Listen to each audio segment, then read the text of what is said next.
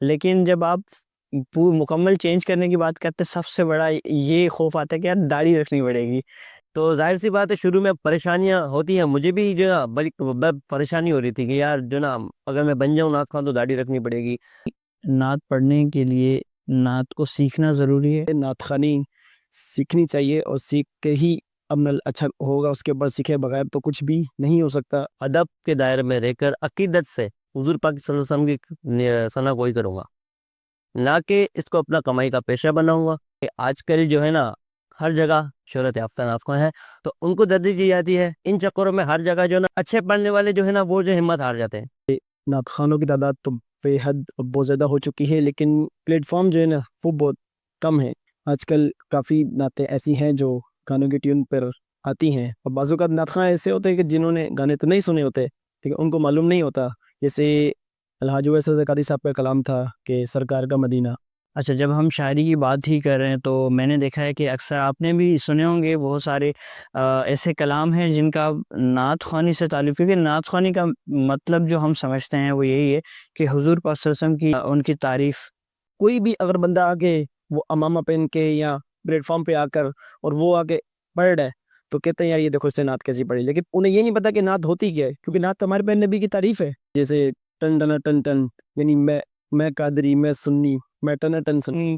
اب یہ نعت نہیں ہے، یعنی ایک عقیدہ بیان ہو رہا ہے. تو کچھ لوگ کہتے ہیں کہ نعت خوانی فیلڈ نہیں ہے، کیونکہ آپ جو ہے حضور پاک صلی اللہ علیہ وسلم کی تعریف کر رہے ہیں، اس کو فیلڈ بنا دیا گیا ہے. نعت خواں جو کہتے ہیں کہ یار ہم آ رہے ہیں، ہمیں بھاری اتنی فیس چاہیے، ہمیں سیکیورٹی چاہیے، ہمیں جو ہے ساؤنڈ ہماری مرضی کا آنا چاہیے. اب ایک شخص وہ ایک وقت دے رہا ہے ایک جگہ پر کہ 30 منٹ میں وقت دے رہا ہوں، 1 گھنٹے کا وقت دے رہا ہے. اب وہ ظاہر گاڑی میں جا رہا ہے، وہ پیٹرول لگا کے جائے گا تو وہ اس کا اجارہ طے کرے گا.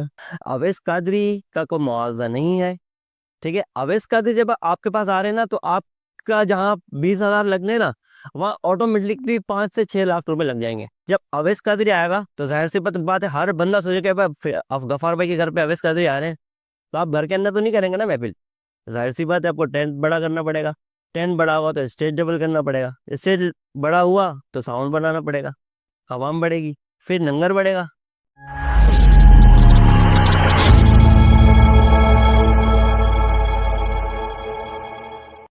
السلام علیکم. نئی امید کے نئے ایپیسوڈ میں آپ سب کو خوش آمدید کہتا ہوں. ناظرین، جس طرح ہم نے پچھلے ایپیسوڈ میں بات کی تھی کہ ماہ رمضان میں ہم ایک اسپیشل پروگرامز کر رہے ہیں، پوڈ کاسٹ ریکارڈ کر رہے ہیں، جس میں ہم ڈفرینٹ جو ہمارے گیسٹ ہیں ان کو انوائٹ کریں گے.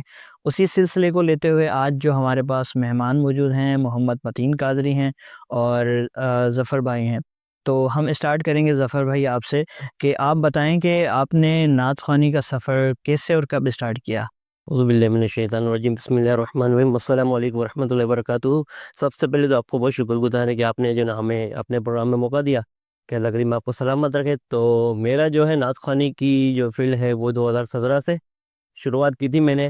اس سے پہلے شاید آپ کو پتہ ہو جو میری فیلڈ تھی تو وہ سنگنگ کے حوالے سے. تو مجھے بڑا شوق بھی تھا کہ میں جو ہے نا سنگنگ کی فیلڈ میں تھے، لیکن مجھے ماڈلنگ کرنے کا بڑا شوق تھا. تو میں نے جو نا کیٹین وغیرہ پہ سن ٹی وی پہ بھی میں نے اپلائی کیا تھا. تو جو نا موقع نہ مل سکا لیکن کوشش برقرار رکھی تھی. اور تو 2014 میں 2013 کے تو ہمارے پاس چھوٹے چھوٹے موبائل ہوا کرتے تھے نوکیا کے. تو سونی ایرکسن کے بھی موبائل ہوا کرتے. اس ٹائم پہ کچھ زیادہ سیونگ کا وہ نہیں تھا نا، موبائل میں کچھ سیو کرو. سو ویڈیو بنا کے فوراً ہی اپنی ویڈیو بنا اور اپلوڈ کرتے رہو، اس طرح کا وہ تھا. تو اپنے گانوں پہ جو نا گانے ہوتے تھے اس پہ ماڈلنگ کرتے تھے. تو بڑا ایک شوق تھا کہ اسی فیلڈ میں چلتے آ رہے تھے. تو پھر چلتے پھر ہمارے ایک غلام مصطفیٰ بھائی تھے، انہوں نے جو نا ہم پہ محنت کی. انہوں نے بتایا کہ یار جو نا یہ سب فانی ہے، جو نا ختم ہو جائے گا ایک دن. اس ٹائم نہیں مانتے تھے اس بات کو. پھر چلتے آتے تقریباً 2018 میں ہماری ایک جامع مسجد حنفیہ ہے، وہاں پہ جو نا قرآن دازی ہوتی تھی. تو سب سے پہلے وہاں پہ جو نا عمرے کے ٹکٹ بھی جو تھا نوازے جاتے تھے نعت خوانوں کو، مقابلے ہوتے تھے باقاعدہ. تو ان میں نے جو ہے نا پارٹیسپیٹ کیا تھا، الحمدللہ ون بھی کیا تھا. تو عمرے کی سعادت نصیب ہوئی. اس کے بعد جو ہے نا ایک مائنڈ بنا لیا کہ اب جو ہے نا اسی فیلڈ کو لے کے چلنا ہے. تو اللہ کریم سے دعا ہے کہ ابھی جو ہے نا شروعات کی ہے تو اللہ کریم استقامت دے، اسی طرح چلتے رہے. ویسے یہ بات ایک حقیقت ہے، جب آپ اس طرح کی لائف میں ہوتے ہیں نا، جب آپ کے ڈیزائرس ہوتے ہیں کہ آپ کو آپ جیسے سنگنگ میں آپ کا تعلق رہا ہے، تو سب سے بڑا چیلنج یہ آتا ہے کہ یار اگر میں چلیں سنگر نعت تو پڑھ سکتا ہے، یہ تو ہر مسلمان پڑھ سکتا ہے کیونکہ حضور پاک صلی اللہ علیہ وسلم کی تعریف ہے، لیکن جب آپ مکمل چینج کرنے کی بات کرتے ہیں، سب سے بڑا یہ خوف آتا ہے کہ یار داڑھی رکھنی پڑے گی. یہ تھوڑا سا ایک چیلنج آتا ہے انسان کے بیچ میں، جو شاید مجھے لگتا ہے کہ وہ تھوڑا سا انسان کو یہ مشکل فیصلہ ہوتا ہے کہ وہ چینج کرے اس کو. تو متین، ہم آپ سے جاننا چاہیں گے آپ کا سفر کا آغاز جو ہے وہ کس طرح ہوا؟ جی میں سب سے پہلے شکر گزار ہوں آپ کا کہ آپ نے ہمیں موقع دیا، اور آغاز تو میرا الحمدللہ بچپن سے ہی ہوا تھا، کیونکہ دو تین چیزیں اس میں ہوتی ہیں، یا گھر سے آغاز ہوتا ہے، یا مدرسے سے، یا اسکول سے. تو میرا آغاز الحمدللہ جو ہے میرے گھر سے ہوا تھا، اور 6 سال کی عمر سے میں نے الحمدللہ جو ہے نعت پڑھنا شروع کی تھی الحمدللہ اللہ کے فضل و کرم سے. اور اس کے بعد پھر اچھے مدرسے میں داخل ہوئے تو مدرسے میں بھی پڑھنا شروع کیا الحمدللہ.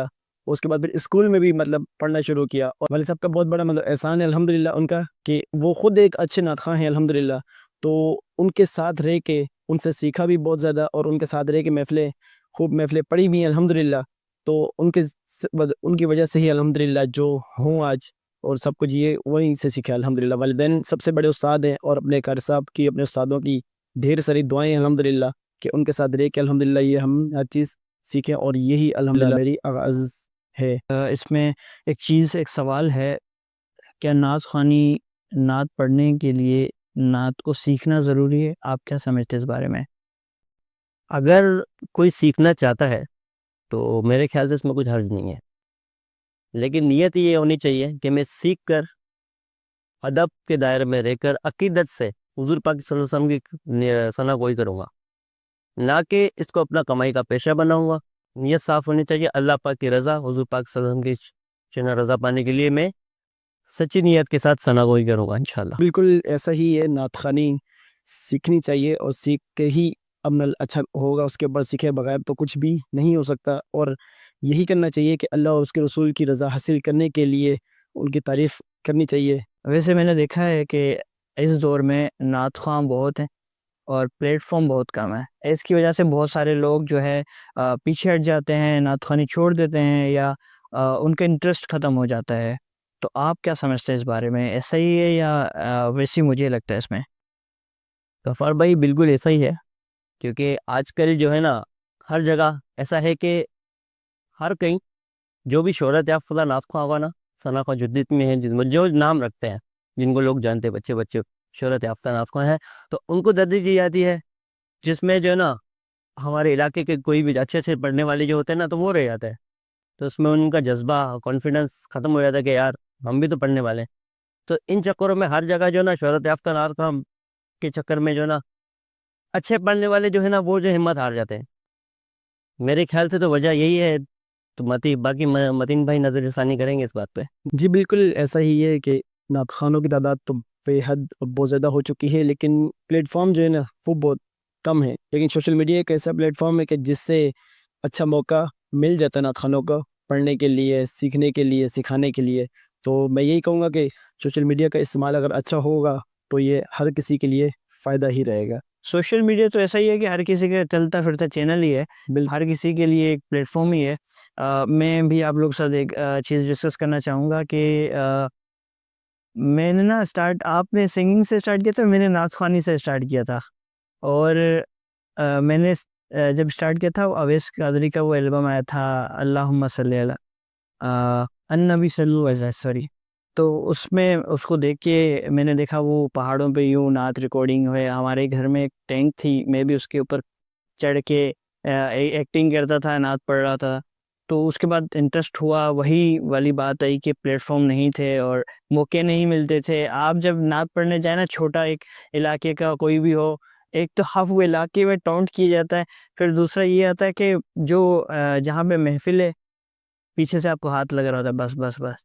تو یہ تھوڑا سا چیزیں ہوتی ہیں جو انسان کو ڈی موٹیویٹ کرتی ہیں، پھر وہ انسان پیچھے چلا جاتا ہے. پھر میں جو ہے میری ڈائریکشن چینج ہوئی اس کے بعد.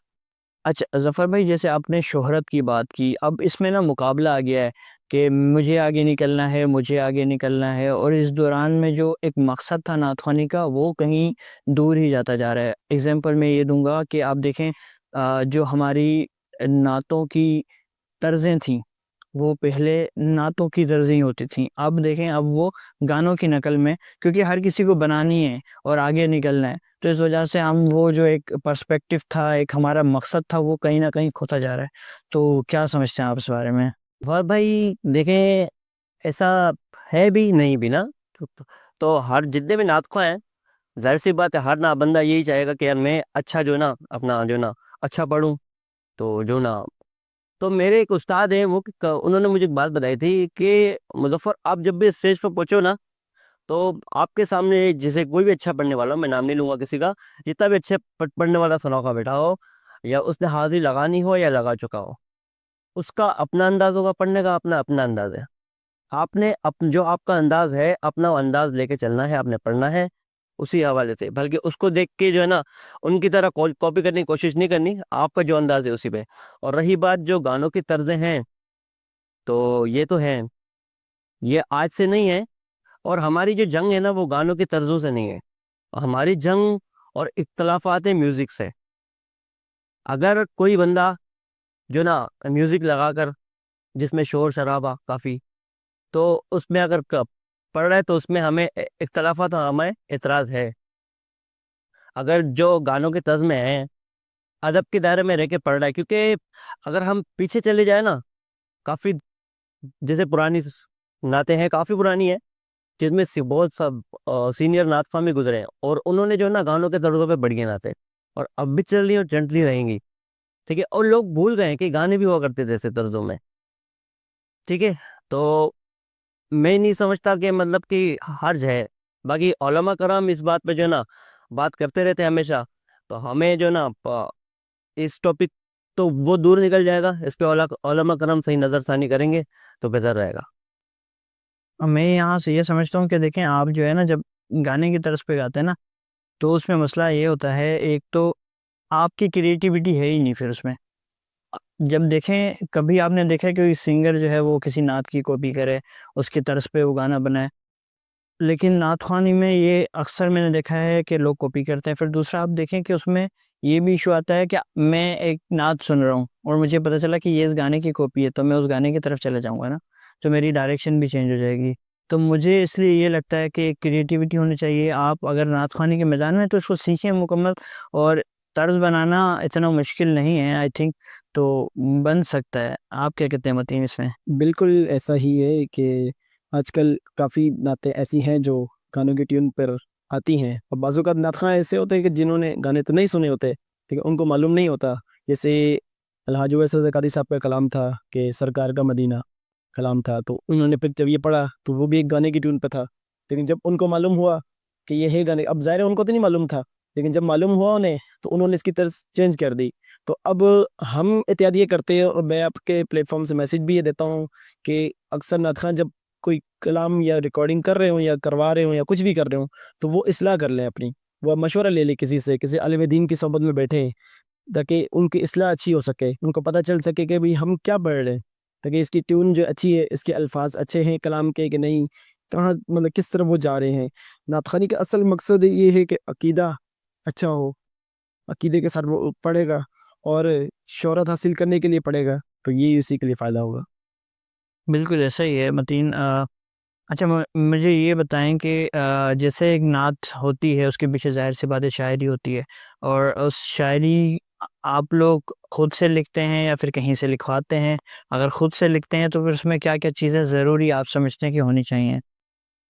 دیکھیے ابھی تک میں اپنی زندگی کے بارے میں بات کروں، ابھی تک کوئی ایسا واقعہ میرے ساتھ پیش نہیں آیا، اور نہ ہی میرے کوئی اوقات ہے کہ میں خود لکھ سکوں، اور میں ابھی تک میں نے جو نا اپنا کلام ریکارڈ بھی نہیں کروایا جس سے مجھے لکھوانی پڑ جائے، تو متین بھائی نے کروایا ہے، تو جو ہے نا ان کو زیادہ نالج ہوگی، تو اللہ پاک توفیق دے کہ اس قابل بن سکیں کہ جو نا لکھ بھی سکیں، اور جو نا اچھے جو نا شاعر ہیں جو واقعی سمجھتے ہیں اس بات کو، تشریح کر کے لکھ بھی سکیں۔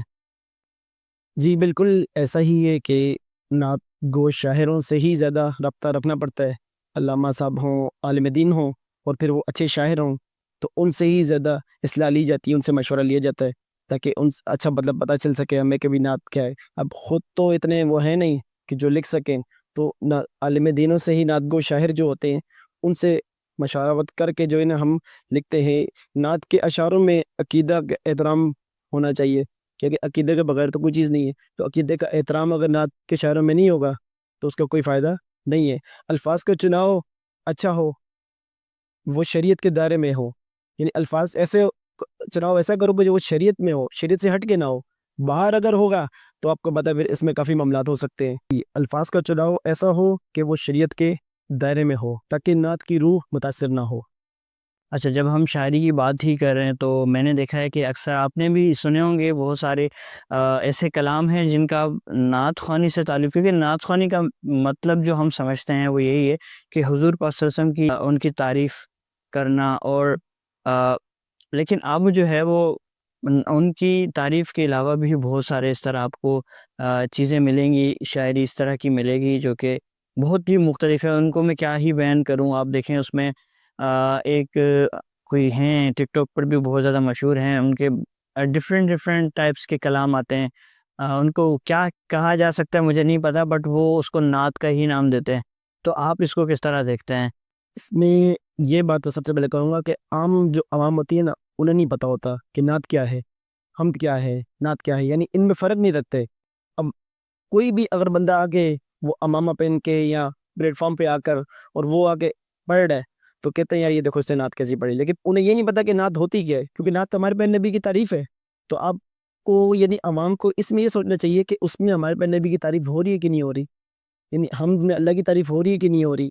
ये चीज़ें वो नहीं नोट करते। अगर मनक़बत पढ़ रहे तो देखिए औलिया कराम की या सहाबा की या किसी की भी उसमें तारीफ़ है कि नहीं है। अब ये तारीफ़ हम यानी ये चीज़ नोट करते ही नहीं और हम डायरेक्ट उस पे कमेंट करना शुरू कर देते हैं कि यार ये देखो फलाँ ने नात कैसी पढ़ी, लेकिन नात का मतलब भी उस शख्स को मालूम नहीं होता। तो मैं ये कहूँगा कि उन्हें इस्लाह करनी चाहिए, उन्हें किसी आलिम दीन से सोहबत में बैठना चाहिए। इस्लाह अच्छी हो ताकि उनको पता चले कि नात में और बाज़ औक़ात नज़्में होती हैं या और जो पढ़े जाते हैं आजकल जो भी ये नाता पढ़ते हैं, तो इस चीज़ में उनको ख़्याल रखना चाहिए तो वो देखें कि ये क्या कर रहे हैं। नहीं, आजकल तो मज़ाक बना दिया ना, वो आपने भी सुना होगा टन टना टन टन, और दूसरी भी इस तरह की इनफैक्ट आप ताहिर कादरी की भी इस तरह की काफ़ी नातें हैं, इख्तिलाफ़ात में रही हैं और लोगों ने इस पे इख्तिलाफ़ात किए हैं। तो जी, ये भी आपने बिल्कुल दुरुस्त कहा कि जैसे टन टना टन टन, यानी मैं कादरी, मैं सुन्नी, मैं टना टन सुन्नी। अब ये नात नहीं है, यानी एक अकीदा बयान हो रहा है, अहले सुन्नत का अकीदा है कि मैं बड़ी कादरी, मज़ाहिया तरीके से है ना, आप देख। लेकिन मैं कादरी, मैं सुन्नी, मैं टना टन सुन्नी। अब ये है कि इंडिया के एक शायर है, हुँ। ये उन्होंने ये सैयद शायर है, ये उन्होंने सुन्नियों का अकीदा एक बयान किया है कि यानी अकीदा क्या होना चाहिए, सुन्नी के सुन्नी किस तरह के होने चाहिए। लेकिन हमारे यहाँ ये चीज़ नहीं देखी जाती और हमारे यहाँ इसको मज़ाक में लिया ले लेते हैं और फिर इसको बाकायदा फ़िल्मों के क्लिपों के साथ लगा कर सोशल मीडिया पे अपलोड किया जाता है, वायरल करते हैं। तो ये चीज़ नहीं होनी चाहिए। ज़फ़र भाई, आप कुछ कहेंगे इस पे? देखें, एक बात बदल में ठीक कह रहे हैं, लेकिन वो अपना नज़रिया। देखिए, नात अगर बंदा जो ना मैं चलो एल्बम अगर बना रहा है तो वो अपनी मशहूरी के लिए कुछ भी है, मतलब अपनी तारीफ़ कर रहा है या मैं कुछ भी हूँ, किसी मेरा सिलसिले से ताल्लुक़ है, वो अपनी पहचान बताएगा तो वो नात नहीं कहलाएगी। अगर किसी महफ़िल में अगर कुछ ना एज़ अ नात ख़्वाह आ रहा है तो मैं समझता हूँ कि वहाँ ये सब चीज़ें उस पे ना सूट नहीं करती। अगर आप किसी महफ़िल में तशरीफ़ ला रहे हैं, एज़ अ नात ख़्वाह, महफ़िल सजी हुई है, हज़ारों का मजमा है, तो उस टाइम आप आवाम की नज़र में एक मतलब ख़ास शख्सियत हैं। तो स्टेज पर बैठा हुआ नात ख़्वाह या आलिम दीन कोई भी हो, उस आवाम जो है ना उनसे बहुत कुछ सीखना चाहती है। तब नात ख़्वाह हो या आलिम दीन हो, उनसे उनके लफ्ज़ से ना एक-एक अल्फ़ाज़ जो निकला हुआ होगा ना, आवाम उसको जो ना फ़ोकस करेगी, फ़ॉलो करेगी। तो उसके ऊपर डिपेंड करना है कि मैंने मैसेज क्या देना है। तो आज और आम लोग तो ज़ाहिर-सी बात उन्हीं को ही फ़ॉलो करेंगे ना। तो इसलिए मतलब कि मैं शहर कराची के अंदर तकरीबन जो है ना अल्हम्दुलिल्लाह अल्लाह पाक का फज़ल व करम है, और जो है ना जो बाअमल नातवा कहलाए जाते हैं, जिनमें मतलब जिन्होंने वक़्फ़ की है अपनी ज़िंदगियाँ, जो सीखे हैं कि सही गलत हमने किस तरह पढ़नी है, हुज़ूर पाक सल्लल्लाहु अलैहि वसल्लम की सना-गोई कैसे करनी है।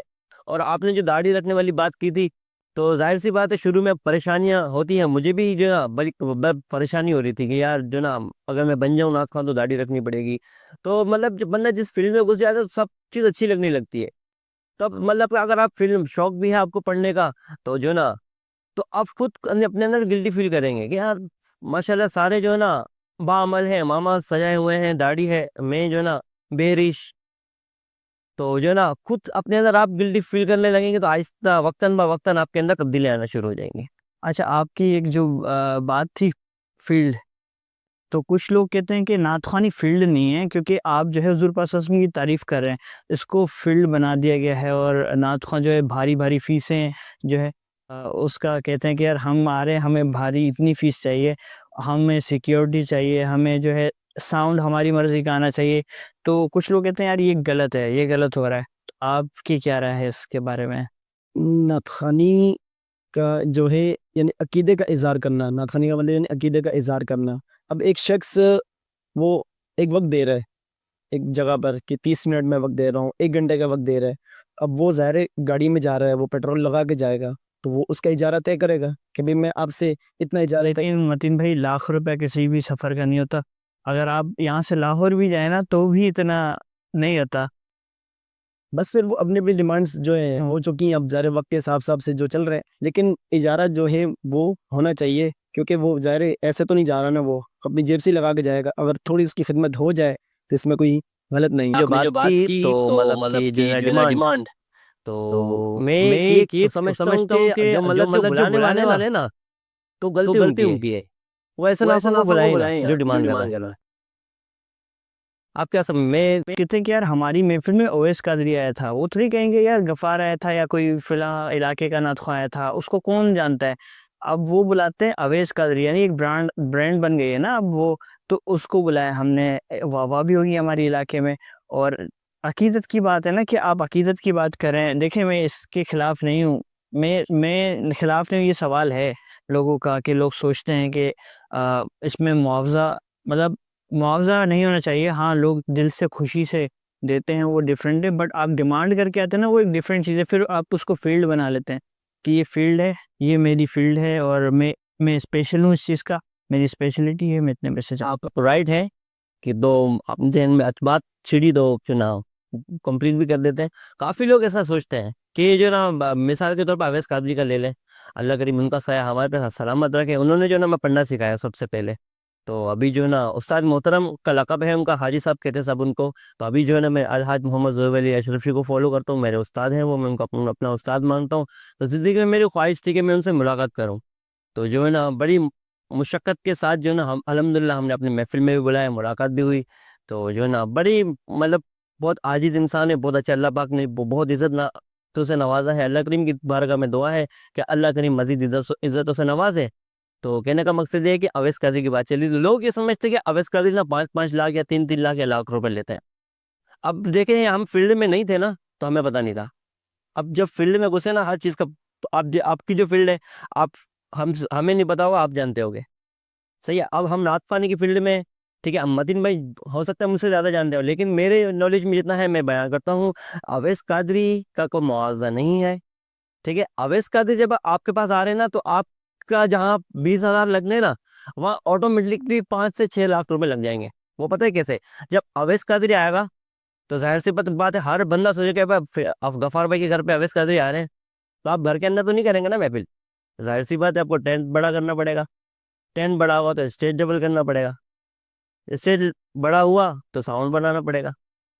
ساؤنڈ بڑا، عوام بڑھے گی، پھر لنگر بڑھے گا. سوچا اس بات جب پتہ چلا نا اس بات کا کہ اویس قادری کا اتنا خرچہ نہیں ہے، لوگ نے ان کے اوپر لگا بھائی جو نا وہ جو ڈیمانڈ کر کے آتے ہیں وغیرہ وغیرہ. تو جن کو نہیں پتا وہ خیر باتیں کس کے پیچھے نہیں ہوتی. جو فیلڈ میں گھسے تو پتہ چلا الحمدللہ. اب جو نا میں ہر سال اب جو محفل سجاتا ہوں، بزم العلماء مصطفیٰ ملت کمیٹی کی جانب سے محفل ہوتی ہے، عظیم الشان محفل ہوتی ہے الحمدللہ. تو مطلب گھس کے پتہ چلا ہے کہ ایسا نہیں ہے. اگر آپ کے جو پیسے لگ رہے ہیں نا وہ کہاں لگ رہے ہیں. اس ساؤنڈ والوں کا نعت خوانوں کے ساتھ بہت مسئلے چلتے ہیں. ہم نے لاسٹ میں اویس قادری کی بھی ویڈیو دیکھی تھی، اس سے پہلے بھی ہم نے بہت ساری، ہم نے ایون لائیو جو نعت خوانے ہوتے ہیں اس میں بھی دیکھا ہے کہ ساؤنڈ والوں کے ساتھ بڑا مسئلہ چل رہا ہوتا ہے. آپ لوگ کے ساتھ کبھی اس طرح کا کوئی واقعہ ہوا ہے؟ دیکھیں ساؤنڈ والے کچھ ہوتے ہیں. تو دیکھیں غفار بھائی، آپ نے نا عالی شان محفل سجا لی، بہت عالی شان. آپ نے مطلب حال کے اندر ہی کر لے تو رکھ لیں محفل. ماشاء اللہ سجاوٹ آپ کے کمال ہے، اور دور دور سے آپ کے مہمان آ رہے ہیں، ہر چیز آپ نے کھانا وی آئی پی رکھ دیا، ہر چیز آپ کی بکمال ہے. مثال کے طور پہ آپ نے نا 10 لاکھ روپے لگا دیے محفل پہ، ٹھیک ہے. اب آپ کا دار و مدار سارا کیا ہے، عوام تک آواز کیسے پہنچے گی؟ ساؤنڈ کے ذریعے. اب جو ہے نا بعض اوقات ہمیں ساؤنڈ ایسے ملتے ہیں پڑھنے کے آپ نے بھی وقت گزارا ہے ہمارے ساتھ، ہم جو ہے نا غفار بھائی بھی جو ہے نا، ہم جب خوش سنوارا سے ہم نعت خوانی کی فلم میں آئے تھے، تو جو ہے نا ایک دفعہ بارش میں محفل بڑھ کے نکلے تھے، تو بارش ہو گئی تھی، جو بڑا جو ہے نا بائک وائک نہیں تھی ہمارے پاس، تو وہ زمانے میں مجھے یاد ہے. تو کہ بات میں کر رہا تھا ساؤنڈ کی، تو ساؤنڈ ایسے ہوتے ہیں مطلب کہ چلتے کم میں ان کی آوازیں عجیب و غریب، ان کو سمجھ ہی نہیں آ رہا ہم کریں کیا. اب مثال کے طور پہ اویس قادری ہو گیا، جیسے طاہر قادری ایک برانڈ ہے، اب لوگ ان کو جانتے کہ طاہر قادری ایک برانڈ ہے، ٹھیک ہے. تو ابھی جو نا میں نے محفل رکھی، پوسٹر لگا دی بھی طاہر قادری آ رہے. اب لوگ جنہوں نے ان کو نہیں سنا، جو دیکھنا چاہتے ہیں، ہاں پہ ہم نے سنا ہے کہ طاہر قادری ایک برانڈ ہے، بھی ناپ میں بڑا، چلو یار فی الحال ہی جاؤ آ رہے جو ہے نا چلتے ہیں. اب انہوں نے اپنے دوستوں کو بھی تیار کیا، اب چلو چلتے طاہر قادری آئے، طاہر قادری آ رہے، ٹھیک ہے. محفل میں پہنچے، انہوں نے پڑھنا اسٹارٹ کیا، ساؤنڈ نہیں چل رہا ان کے معیار کے مطابق. ہزاروں کا مجمع ہے یا 500 600 جو بھی ہے، مطلب کہ ان کی آواز عوام تک اس طرح سے نہیں پہنچ رہی جس طرح پہنچنی چاہیے. پھر لوگ کیا آبجیکشن اٹھائیں گے کہ یار یہ طاہر قادری تھا، یہ تو صحیح پڑھ ہی نہیں پا رہا تھا، اس کے لیے یار ٹائم خراب کر دیا ہمارا، یہ طاہر قادری تھا. پھر کیا ہوا، وہ ساؤنڈ والے کا جتنا ملبہ ہوا طاہر قادری کو بتا جائے گا. لوگ یہ تو نہیں بولیں گے، کیونکہ اس ساؤنڈ پہ علاقے کا نعت خواں اچھا پڑھ کے جا رہا ہے، اس کو نالج نہیں ہے نا پڑھنے کی. ساؤنڈ پہ پڑھنے کی ایک نالج ہوتی ہے کہ میں نے مائک میں پڑھنا کیسا ہے. تو بعض اوقات مائک اٹھا کے لوگ چلاتے ہیں، جب مائک ہاتھ میں ہے تو چلانا کیسا بھائی. صحیح بات. تو بات یہ ہے کہ جو نا ساؤنڈ کا بھی ساؤنڈ آسانی پیدا کرتا ہے ایک نعت خواں کے لیے کہ وہ دور تک اپنی آواز پہنچا سکتا ہے، وہ تو اس میں کوئی شک نہیں ہے. اور ہم آخر کی طرف جائیں گے، کوئی ایک کلام سنا دیں مختصر مظفر بھائی. یاد مصطفیٰ ایسی بس گئی ہے سینے میں، یاد مصطفیٰ ایسی بس گئی ہے سینے میں، یاد مصطفیٰ ایسی بس گئی ہے سینے میں، جسم تو یہی ہے اپنا پر دل تو ہے مدینے میں، جسم تو یہی ہے اپنا دل تو ہے مدینے میں. کتنا پیارا سینہ ہے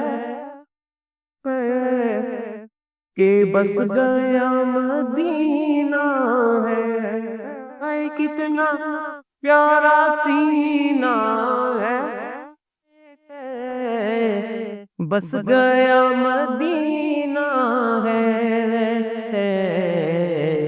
پیاری طیبہ والے ہیں اس دل میں، پیارے طیبہ والے ہیں جو رہتے ہیں مدینے میں، یاد مصطفیٰ ایسی بس گئی ہے سینے میں. کیا بتاؤں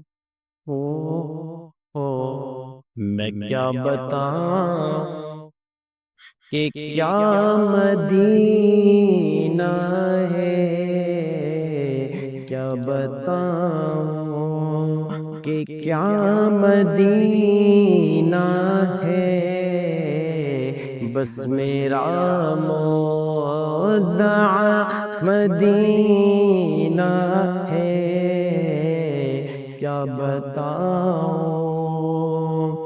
اٹھ کے جاؤں کہاں مدینے سے،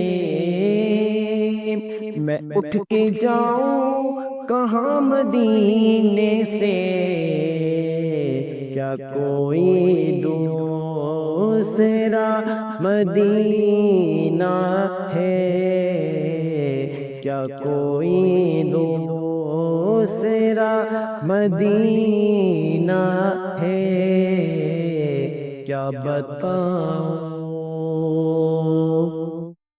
بہت بہت شکریہ متین بھائی اور ظفر بھائی کہ آپ نے اپنا قیمتی وقت دیا اور آپ نے اپنی قیمتی آوازوں کے ذریعے ہمارے دلوں کو منور کیا۔ اور میں امید کرتا ہوں کہ ہماری جو آج کی ڈسکشن تھی اور اس میں تھوڑے سے سخت سوالات بھی تھے جو کہ عوام کی طرف سے ہوتے ہیں، اور ان کا میرے خیال میں تھوڑا سا کلیئر ہونا بھی بہت ضروری ہوتا ہے، اور آپ لوگوں نے بہت اچھے طریقے سے ان چیزوں کا، ان سوالوں کا جواب بھی دیا، تو بہت بہت شکریہ۔ اسی امید کے ساتھ کہ ہماری جو ڈسکشن ہوئی اس سے بہت سارے لوگوں کو فائدہ بھی ہوگا، تو انشاءاللہ ہماری جلد ملاقات ہوگی ایک نئے ایپیسوڈ میں، ایک نئے دن، نئی امید کے ساتھ ملتے ہیں پھر انشاءاللہ۔ تب تک کے لیے اللہ حافظ۔